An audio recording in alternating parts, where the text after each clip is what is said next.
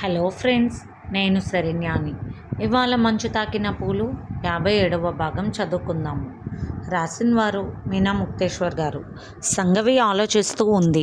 సతీష్ లేనిపోని విషయాలలో తలదూరుస్తున్నాడు. చెప్పాలంటే అనవసరమే. సమీర్ పోలీస్ ఆఫీసర్ అయ్యి ఉండి కూడా ప్రాణాలు పోగొట్టుకున్నాడు అంటే వాళ్ళు మామూలు మనుషులు కాదు. వారిని తక్కువ అంచనా వేయకూడదని అర్థమవుతుంది.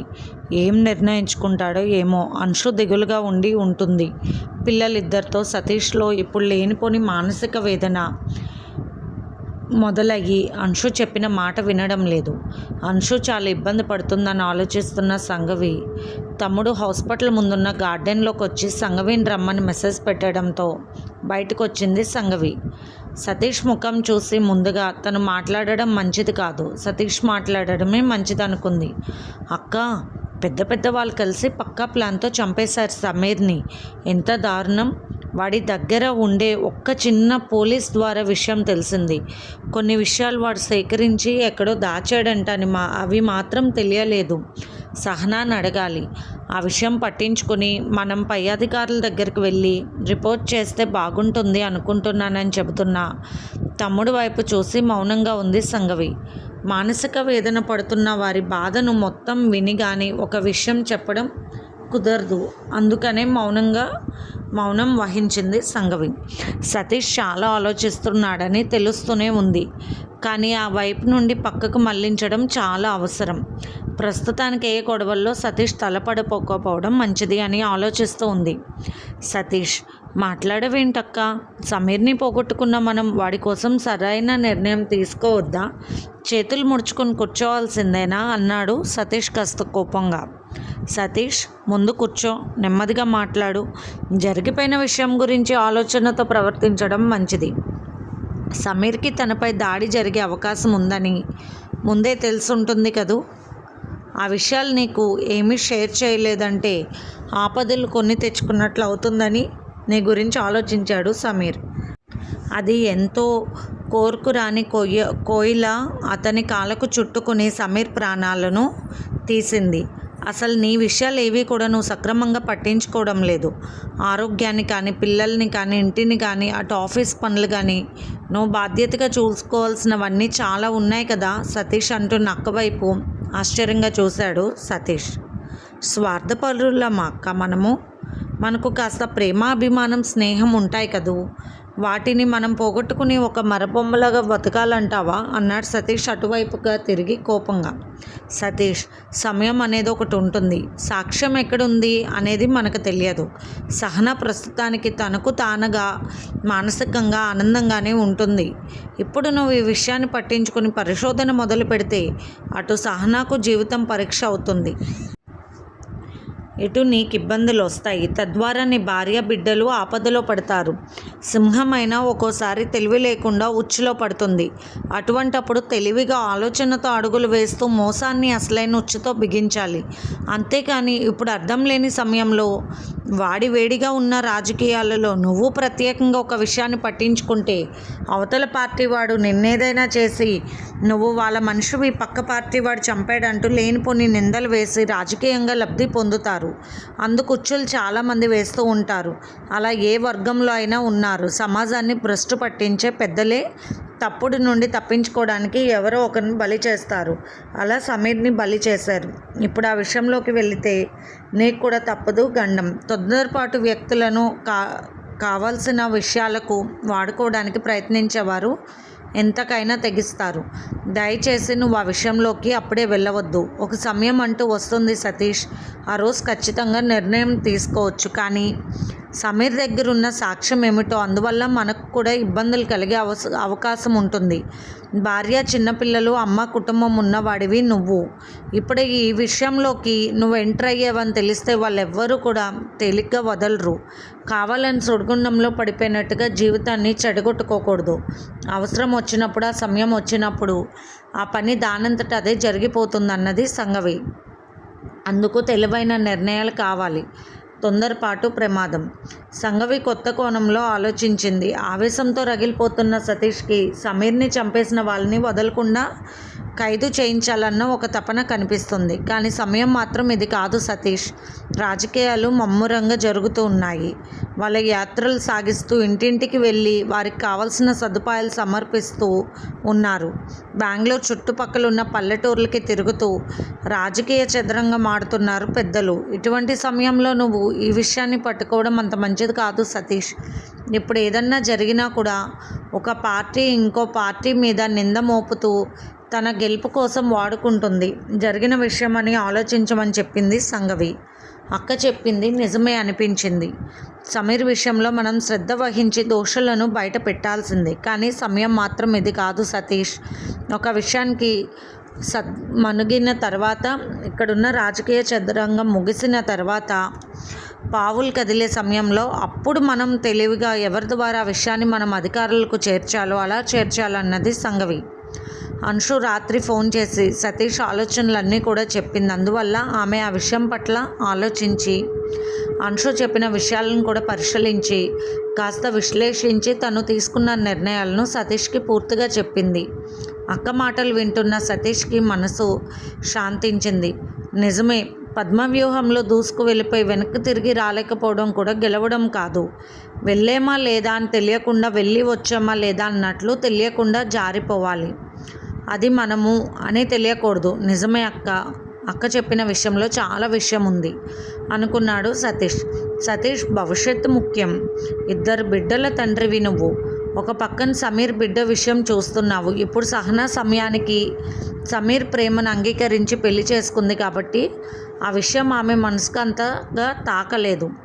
అదే ప్రేమించి వెంటపడి పెళ్లి చేసుకున్న అమ్మాయికి అటువంటి విషయాలు భరించలేని విషయంగా అవుతాయి. అప్పుడు బిడ్డల విషయం ఏమవుతుంది? ఇటువంటివన్నీ కూడా మనం ఆలోచించుకోవాలి. తొందరపడి వెంటనే అడుగులు వేసేయాలి అనుకోకూడదు అని చెబుతున్నాం. సంఘవి మాటలకు అలాగే అక్క, ఇప్పుడు ఈ విషయాన్ని నేను కదపను. సమీర్ దగ్గర ఉన్న సాక్ష్యాలు ఏవో కూడా మనం తెలివిగా సేకరించాలి అన్నాడు సతీష్. సేకరించాలి కానీ మనం సేకరించామని ఎవరికీ తెలియకూడదు. సమీర్ ఈ విషయంలో ఎలా అన్నీ భద్రపరుస్తున్నాడో తెలుసుకోవాలి అన్నది సంఘవి. ఆ విషయం గురించి అక్క తమ్ముళ్ళు ఇద్దరు కూడా చర్చించుకొని మంచి నిర్ణయం తీసుకున్నారు. అప్పటికే పిల్లలతో వచ్చిన అంశు వాళ్ళిద్దరి మాటలు విని శాంతించి అక్కడున్న సిమెంట్ బెంచ్ మీద కూర్చుంది. వదిన, నేను నెత్తిన పాలు పోసారి మనిషితో ఆయన ఆలోచనలతో మధ్యలో నేను ఎంతో వేదన చెందుతున్నాను. నా భర్త విషయంగా నేను అల్లాడిపోయిన వదిన అంటూ ఒక్కసారిగా ఏడ్చేసింది. సతీష్కి బాధ కలిగింది. అంశు పడుతున్న మానసిక వేదనను నేను గ్రహించలేకపోయాను. అక్క చెప్పడం వల్ల కొన్ని విషయాలు తెలుసుకున్నాను. ఆడవారు సున్నితమైన మనస్కులు గడుసుగా కనిపించిన, తెలివిగా అనిపించిన తోడు అండదండ ఉండాలి వారికి. ప్రేమను పోగొట్టుకోవడానికి ఎట్టి పరిస్థితుల్లో ఒప్పుకోరన్న విషయం గ్రహించుకున్న సతీష్ సంఘవి వైపు చూసి నవ్వాడు.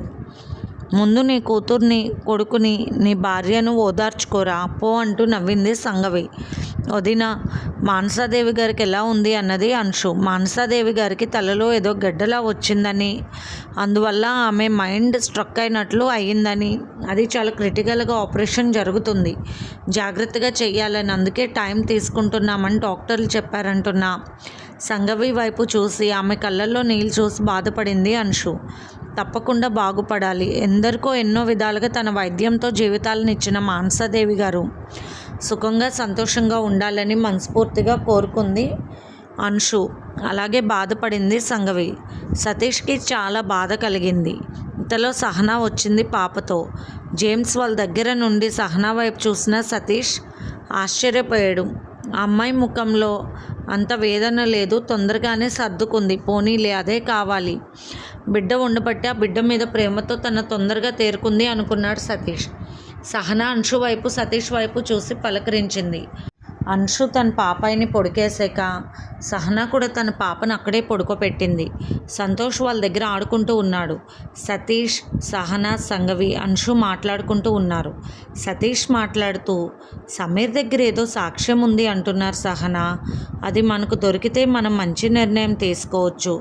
సమీర్ని అలా చేసిన వాళ్ళను ఊరికే వదలకూడదు అన్నాడు సతీష్.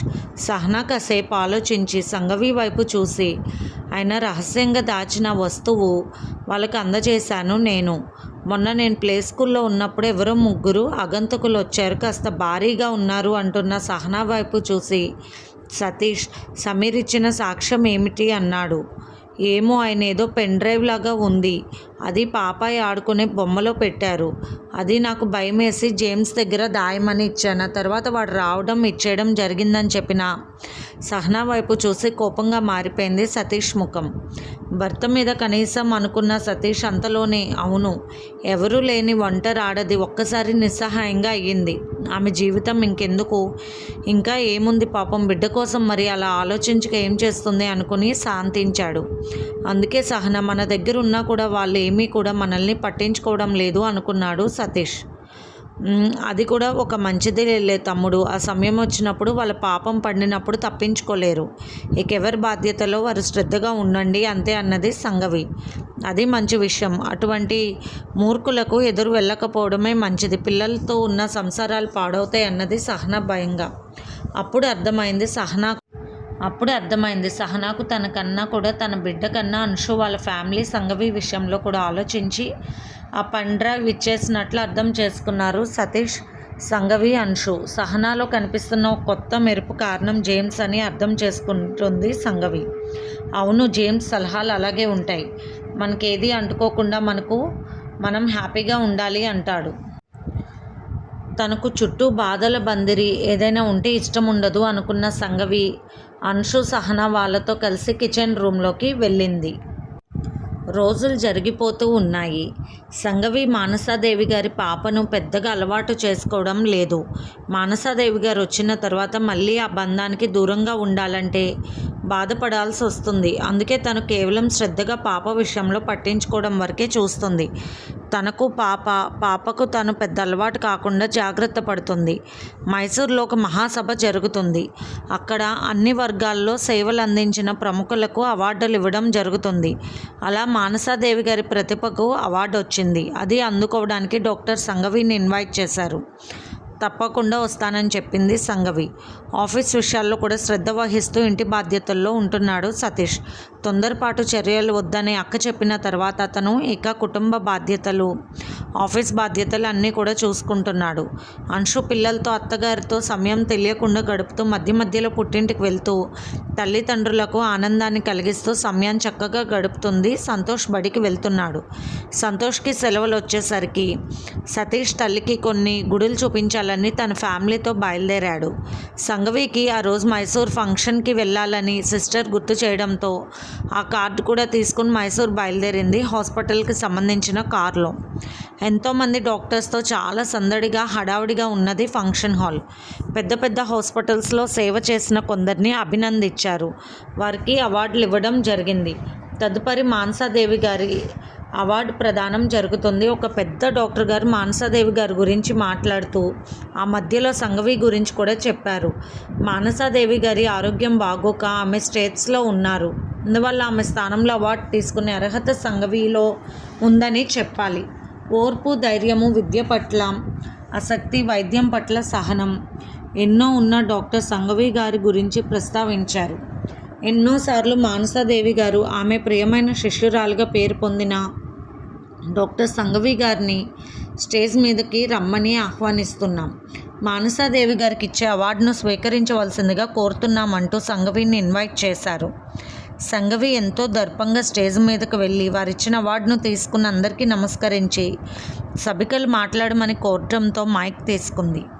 చివరి వరుసలో కుర్చీలో కూర్చుని ఎంతో ఆనందంగా చూస్తున్నారు సంగవి వైపు జీవన్. ఆయన మనస్ఫూర్తిగా ఆనందపడుతున్నారు ఆ సన్నివేశాలకు. సాధించావు సంగవి. సాధారణమైన మధ్యతరగతి కుటుంబంలో పుట్టి సాంప్రదాయాలతో ఎంతో భయం పెరిగి సాధారణమైన అత్తగారింటికి వచ్చి లేనిపోని అగచాట్లు పడి ఇతరుల చేసే తప్పుల వల్ల నీ జీవిత దారి తెలియని ఊబిలోకి జారిపోయినా కూడా ధైర్యంతో తమ్ముడు ఇచ్చిన చేయూతతో ఎంతగా ఎదిగినా నిన్ను చూస్తూ గర్వపడుతున్నాను, అభినందిస్తున్నాను మనస్ఫూర్తిగాని మనసులో అనుకున్నాడు జీవన్. సంగవి తీసుకుంది. ముందుగా సభను అలంకరించిన పెద్దలందరికీ ధన్యవాదాలు తెలుపుకుంటున్నాను. ప్రతి ఒక్కరికి హృదయపూర్వక అభినందనలు. మానసాదేవి గారికి ప్రియ శిష్యురాలిని అని పెద్ద వాళ్ళు అనడం నాకెంతో గర్వకారణంగా ఉంది. మానసాదేవి గారి ఓర్పు పట్టుదల, ఆమె జీవన శైలి అదెవ్వరూ కూడా భరించేది కాదు. హాస్పిటల్ ఇల్లుగా, పేషెంట్లే పిల్లలుగా, వృత్తిని దైవంగా భావించిన ఆమె సహనం ముందు నేనెంతటి దాన్ని పోల్చుకోవడానికి అంటున్న సంఘవి వైపు చూస్తున్న ప్రతి ఒక్కరూ నిశ్శబ్దంగా ఆమె మాటలు శ్రద్ధగా వింటున్నారు. అంతటి త్యాగమూర్తి నేడున్న ఆ పరిస్థితి భరించరానిదిగా ఉన్నది. ఎప్పుడు ఎటువంటి పరిస్థితి ఎలా మారుతుందో తెలియదు. ఈనాడు ఆమె పరిస్థితి అలా ఉంది. భగవంతుడు దయతలిచి మానసాదేవి గారికి మంచి ఆరోగ్యాన్ని ఇచ్చి తిరిగి ఇండియా పంపించాలని ఆ దేవుడిని ప్రార్థిస్తున్నాను. ఎంతో నమ్మకంతో హాస్పిటల్ని నాకు అప్పగించారు మానసాదేవి గారు. అలాగే తను ఎంతో ప్రాణంగా పెంచుకునే బిడ్డను కూడా నాకు అప్పగించడం జరిగింది. ఆమె నమ్మకాన్ని నేను ఎప్పుడూ వమ్ము చేయనని మాట్లాడుతూ, కొన్ని ప్రచార మాధ్యమాల వల్ల కూడా ఇటువంటి అపనమ్మకంగా బాగా ఏర్పడిపోయింది ప్రజల్లో. ఏదైనా మానసిక ఇబ్బంది కలిగినా కూడా సిగ్గుపడుతున్నారు హాస్పిటల్కి వెళ్ళటానికి. తమకు పిచ్చి పట్టిందని, నలుగురు ఎగతాళి చేస్తారని భయపడుతున్నారు. అసలు వైద్యం అనేది మొదలుపెట్టిన రోజుల్లో కూడా మామూలు హాస్పిటల్కి వెళ్ళడానికి కూడా జనాలు అలాగే సిగ్గుపడేవారన్న సంగతి మనం గ్రహించుకోవాలి. కాబట్టి మన మనసు విషయంలో ఏదైనా సందిగ్ధ పదే పదే ఒక విషయం గురించి తరచుగా ఆలోచించడం, ఆ విషయాన్ని మన మనసు నుండి మనం బయటకు పంపించలేకపోవడం, బాధను మనకు మనమే తలుచుకొని 100 రెట్లు చేసుకోవడం, ఇదంతా కూడా మానసిక రుగ్మతకు సంబంధించిన వాటిల్లో ఒక రకం. కాబట్టి పేషెంట్స్ విషయంలో మొదలే ఎటువంటి ఇబ్బందులు కలిగినప్పుడు వెంటనే మానసిక వైద్యాలయానికి వచ్చి చికిత్స చేయించుకోవాలని మనం అనేక రకాలుగా ప్రజలకు అవగాహన కలిగించాలి. నేడు చిన్నపిల్లలు కూడా డిప్రెషన్కి గురవుతున్నారు అంటే కుటుంబ పద్ధతులు, పరిస్థితులు ఎలా మారిపోతున్నాయో గ్రహించాలి. పంచభూతాలను నమ్ముకున్న జంతువులలో ఏ మార్పు లేదు. కానీ నాగరికత ప్రపంచంలోకి అడుగుపెట్టిన మానవుడు అనేక రకాలుగా ఎన్నో సాధించి, ఎన్నో రూపాంతరాలు చెంది, ఎన్నో అద్భుతాలు కనిపెట్టి లేనిపోని ఇబ్బందులు కొన్ని తెచ్చుకున్నాడు. అందువల్ల హాయిగా జీవించాల్సిన మన ప్రపంచంలో మనమే భయపడాల్సిన పరిస్థితులు ఉన్నాయి అని ఎంతో అనార్గంగా మాట్లాడుతున్న సంఘవి మాటలను శ్రద్ధగా వింటున్నాడు జీవన్.